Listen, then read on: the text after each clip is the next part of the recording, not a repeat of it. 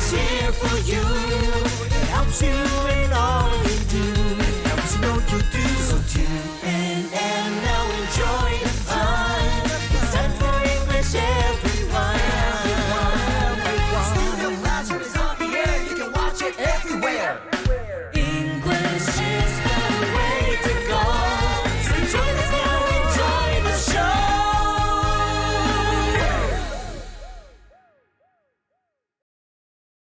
Hello, friends, and welcome to Studio Classroom. Thank you for joining us today. My name is Anne-Marie. And my name is John. Friends, today is a great day to learn something new. Yes, it is, so let's do that together. Today we have a very interesting lesson about a sport. It is a sport that I had never heard of before. It's called pickleball, and there are some very interesting rules in the game of pickleball. But before we get into our lesson, let's talk about something. What is the weirdest sport you have ever heard of? Ooh, there are a lot of weird sports. Some sports have horses and you ride around or different rules. One of the weird sports that I've seen a lot recently on the internet is a sport called, I don't know the official name, but people fighting in full medieval armor, and they fight in big teams and try to knock each other down. It's such an old-fashioned thing, but it's getting popular again. It really is. We talked about that a few months ago when we talked about the Texas Renaissance Festival. You know, my favorite sport, as many of you know, is hockey. And I never thought that it was a strange sport until I began describing it to my friends here in Asia. You know, ice skating around with a stick and a puck and being able to shove people out of the way does actually seem like quite a violent sport when you describe it to other people. It's also a very cold sport. It is a very cold sport. Well, friends, I hope you are ready to learn about pickleball. Take out those magazines and let's get right into it.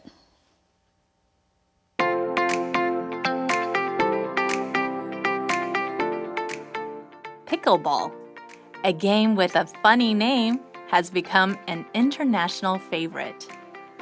On a summer day in 1965, Joel Pritchard and Bill Bell found themselves in a pickle. They had returned from a pleasant golf game to a house full of bored kids. Pritchard wanted the kids to go outside and play.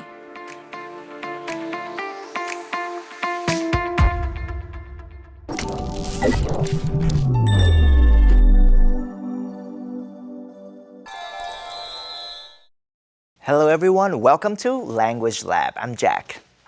我们先来看 in a pickle 这个片语，它的意思是处于困境。譬如 Sam and Levi found themselves in a pickle when they couldn't book a hotel room in London.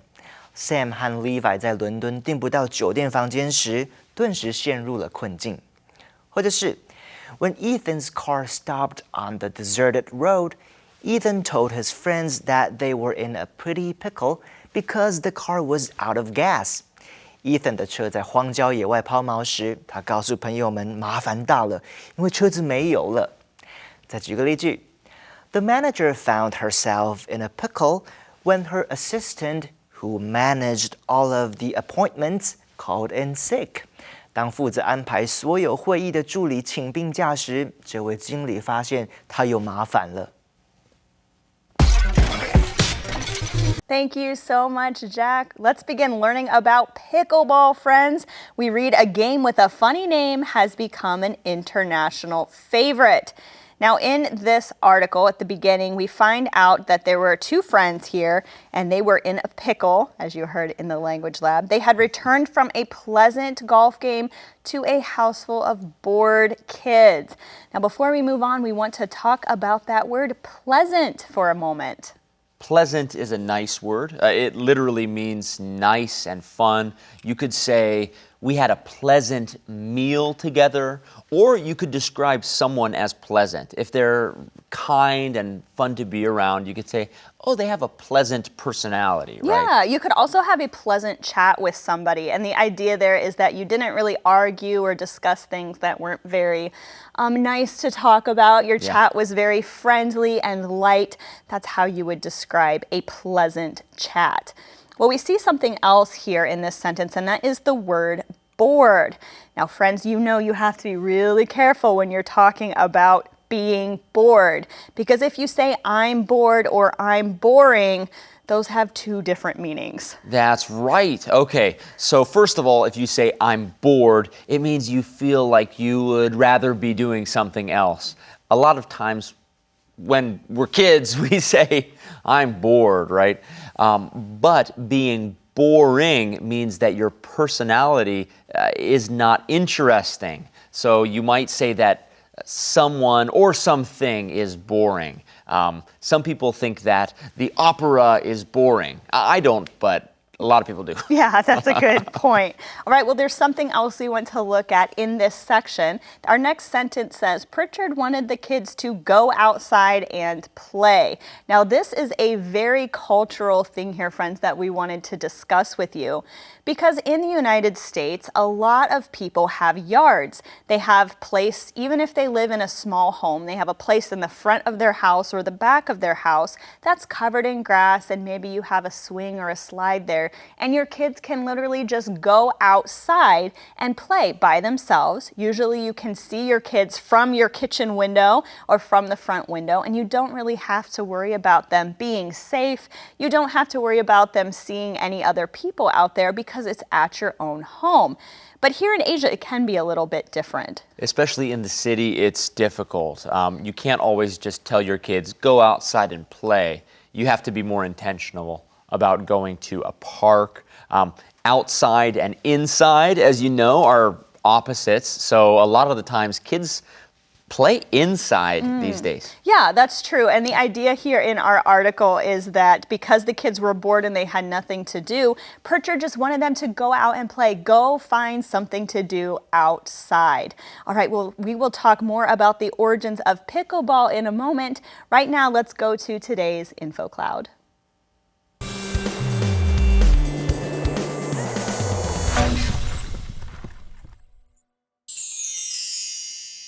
Hello friends, welcome to today's program, InfoCloud.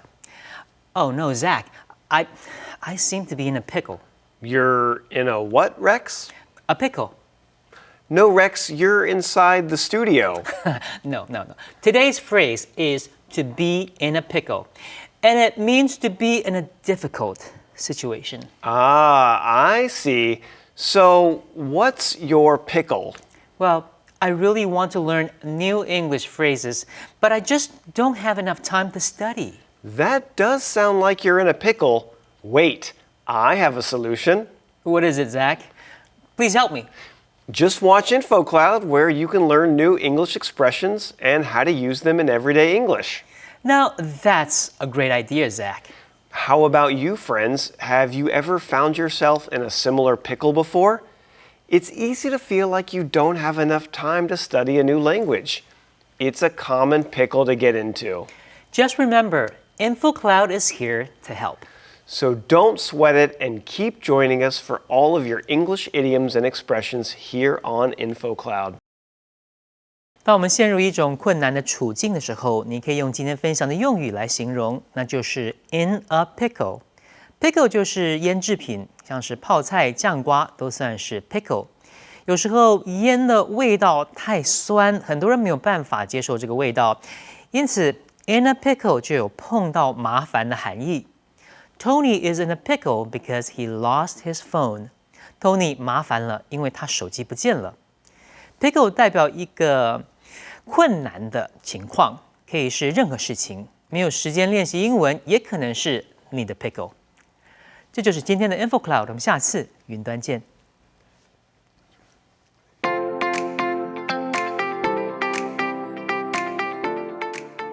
Pickleball. Gathering several items, he and Bill took the kids to a badminton court. There, they used ping pong paddles to hit a plastic ball with holes over a net. The next week, their friend Barney McCallum joined the game and helped establish rules for it. After summer vacation, McCallum continued playing the game that they had created. "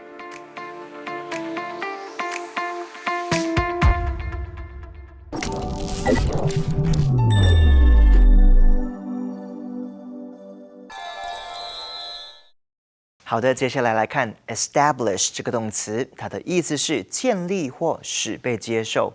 譬如 This store was established by a Swedish immigrant at the end of the 1800s. 这家商店呢是一名瑞典移民在19世纪末开设的。或者是 The author Ernest Hemingway established himself as a correspondent during World War II. 作家海明威在2次世界大战期间是一名记者。Establish 也指与什么开始往来，例如When it started to take on water, the ship tried to establish contact with the Coast Guard. 当这艘船驶入水中时，就试图跟海岸防卫队开始联系。All right, thank you so much, Jack. Let's keep learning about pickleball, friends. We read here, gathering several items, he and Bill took the kids to a badminton court. All right, so he is taking them to a place where another sport is usually played, a badminton court, but he gathers several items first. So what do we mean when we say we're gathering something? Well, you have a lot of different items you need, so you have to bring it all together. When you gather anything, it means you're bringing it together. You could also say, we had a gathering, if you want to use that as a noun. A gathering is like a get-together, right? Your family will have a gathering on Chinese New Year, and you will literally be gathering the people from your family to the gathering. Oh, yeah, that's a good point. I kind of wonder as I'm reading this article if he already had the idea in his mind of what things he wanted to bring, or if he just saw a lot of things and decided randomly to bring them to the badminton court. And then had to use them. Yeah. I wonder. Yeah, well, we read here that one of the things that they gathered were ping pong paddles. Now, you probably know what a ping pong paddle is, right? When you play ping pong, you have that little round-shaped paddle with a handle on it that you use to hit the ball, but there are other kinds of paddles as well. A lot of other kinds. Paddles are often used for sports like ping pong or racquetball, I believe. Actually, excuse me, racquetball uses a special kind of paddle with strings called a racket, like a tennis racket.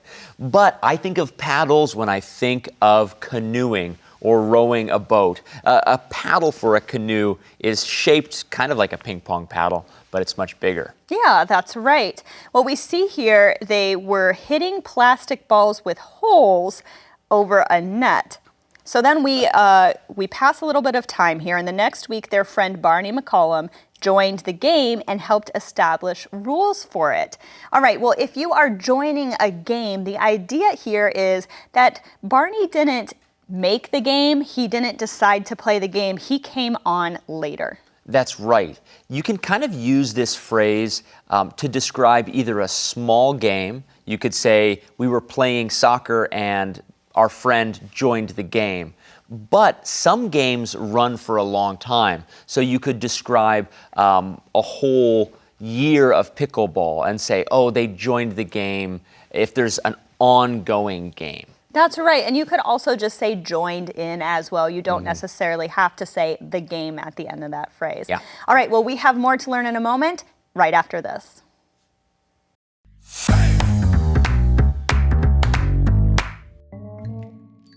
Hello, friends. I'm Detective Ernest Finder, and here is a fun fact for today. Did you know that losing a match in pickleball has a funny name? It does. It's so funny that if you are watching, you should sit down so you don't fall down from laughing. Ready? If someone loses in pickleball, you say that they pickled. It's What's so funny? Pickled. They pickled the game. Maybe that wasn't so funny, but it is true, and it is today's fun fact.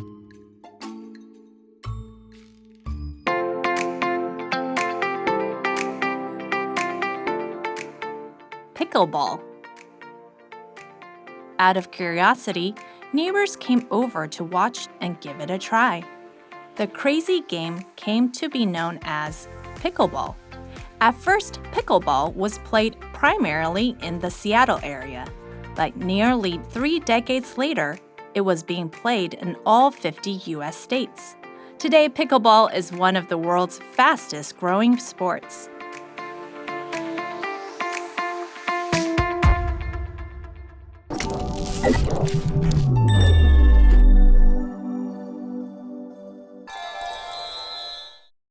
我们再来看 curiosity 这个名词，它的意思是好奇心。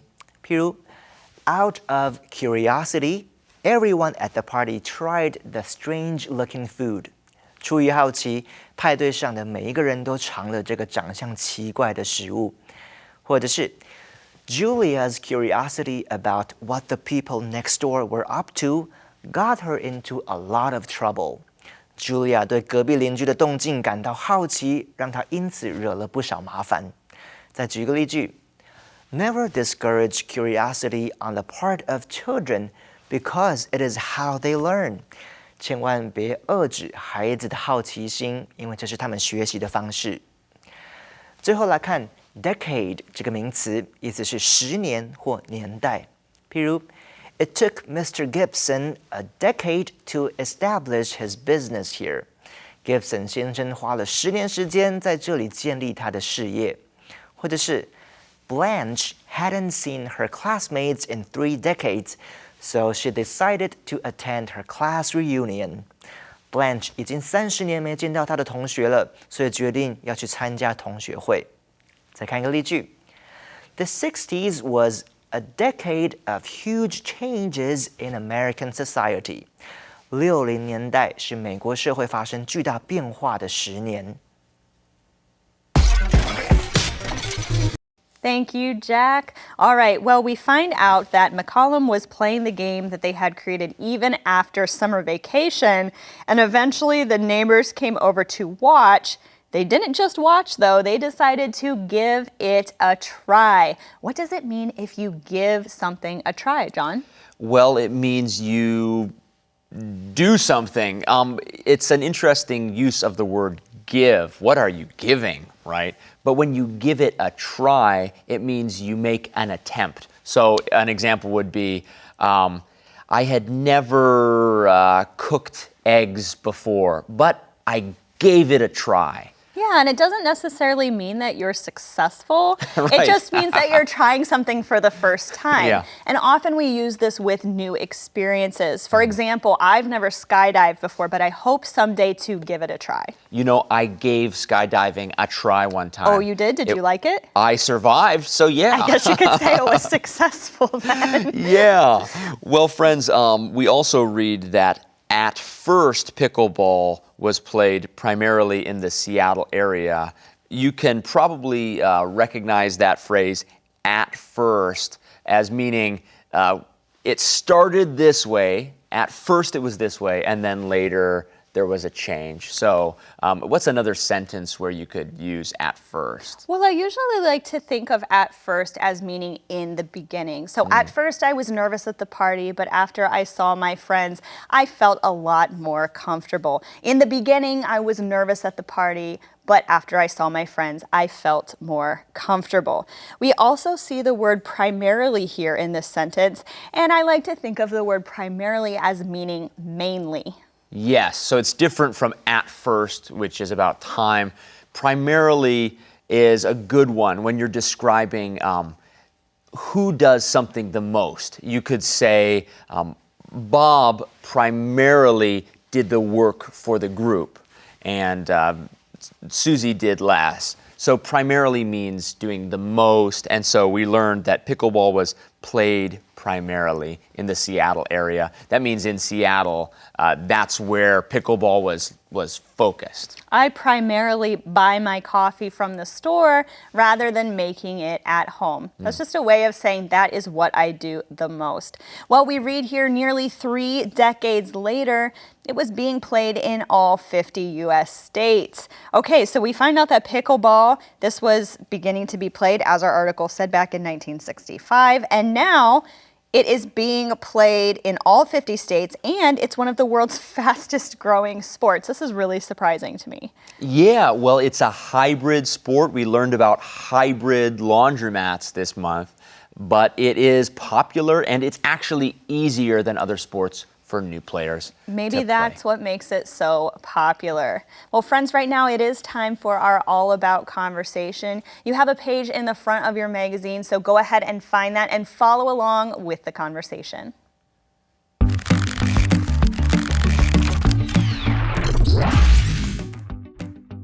What are those curved lines in the sea off the coast in that photo? The lines are stone weirs, ancient fish traps made with stones. There are 587 stone weirs in Penghu County. How do stone weirs work? When the tide rises, the sea level is higher than the stone weirs. Fish will enter the weirs with the seawater because they are attracted by the seaweed in the weirs. By low tide, the fish are trapped because the stone weirs are higher than the water level. That is so interesting. How old are these stone weirs? The earliest stone weirs in Penghu are from the Qing dynasty in the early 1700s. So they are over 300 years old. Wow, that's old. Where's the best place in Penghu to see these stone weirs? Jibei Island has over 80 stone weirs. Another weir you must see is the Twin Heart Stone Weir on Chimei Island. My girlfriend loves to take photos of heart-shaped objects. I will have to take her to Chimei Island to see the Twin Hearts Stone Weir sometime. Stone weir. Stone weir. Sea level. Sea level. Tide. Tide.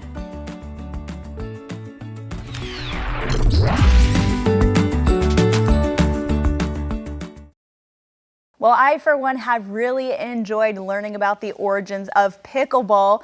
I guess all games were invented at some time, and they weren't official games before then. Have you ever invented a game before, John? Sure, especially as a kid. I feel like as a kid, we all have invented a lot of games, even if they never became as popular as pickleball.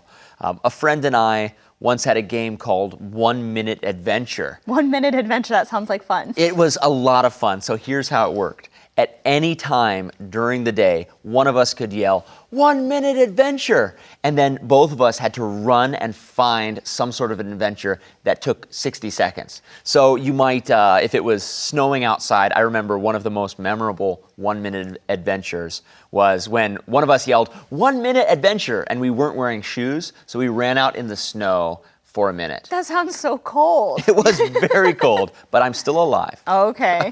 Well, I'm not as creative as my husband, but my husband makes up games for my daughter all the time. He loves to play board games, and he's always trying to find a way to adapt the board games he has in a way that my daughter can play them. So sometimes they come home and they have board game pieces all over the floor, and I don't even know what they're playing because it's a new invention of some other kind of game. Neat. Well, we can understand how pickleball was invented. When you've got kids, you want to find a game that is fun for them.